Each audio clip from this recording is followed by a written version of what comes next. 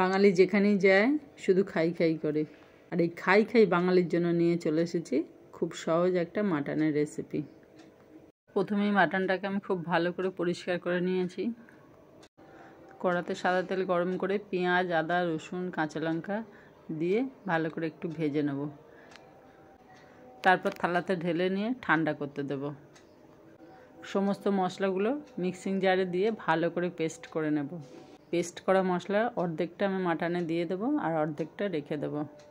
এবার মাংসতে দিয়ে দেব সর্ষের তেল আর পরিমাণ মতো নুন। ভালো করে মাখিয়ে থালা চাপা দিয়ে রেখে দেবো ঘন্টাখানেকের জন্য।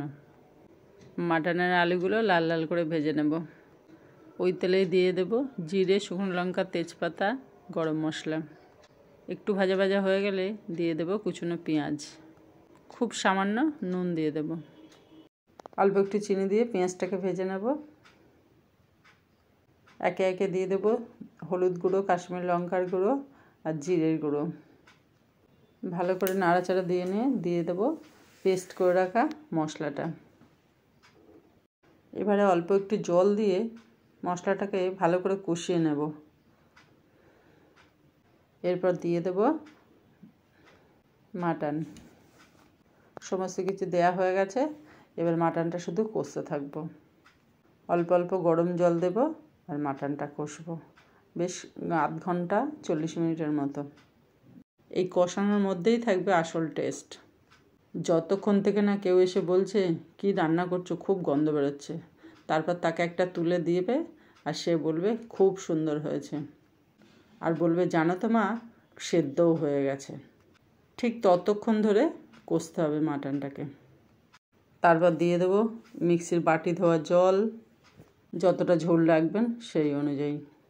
তবে হ্যাঁ, জলটা কিন্তু গরম দিতে হবে, ঠান্ডা জল চলে না। তারপর শুধু মাটন খেলে হবে, এখানে তো একটু আলুও দিতে হবে। ওই ভেজে রাখা আলুগুলো এবার দিয়ে দেব। আলুর সঙ্গে মাটনটাকে ভালো করে মাখিয়ে নিতে হবে যাতে মাটনের যত স্বাদ আছে আলুর মধ্যেও চলে যায়। তারপর আরও জল, যতটা ঝোল রাখতে ইচ্ছা। জলের ড্রামটাও ঢেলে দিতে পারেন বা পুকুরের জলও দিতে পারেন, সে যাই দেবেন গরম দেবেন। মাটন, ঝোল, আলু মিশে একাকার হয়ে গেছে। আমার ঘরে আবার যখন মাটনের এই অবস্থা এসে যায় তখন আবার সব ঝপাঝপ চান করতে চলে যায়। মাটন হলে নাকি চান করেই গরম গরম খেতে হয়। এবার একটা লোহার চাটু বসিয়ে দিয়েছি, এতে ধনে, জিরে আর গরম মশলা গরম করে নিয়ে রুটিবেলা চাকিতে গুঁড়ো করে নিয়ে মাটনের উপরে ছড়িয়ে দিলাম। ফাইনাল আর শেষ মশলা, আর কিছু বাকি নেই।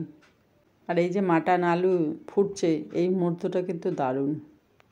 বাড়ির সবাই কিন্তু ঠিক এই সময়টা এসে একবার না একবার উঁকি মারবেই। আর এই সময়টা কাউকে বাটি করে দেওয়া যাবে না, যা খাবে সব ভাতে খাবে। চলো, এখন আর কিচ্ছু হবে না, বসে থেকে লাভ কি, খেয়ে নিই।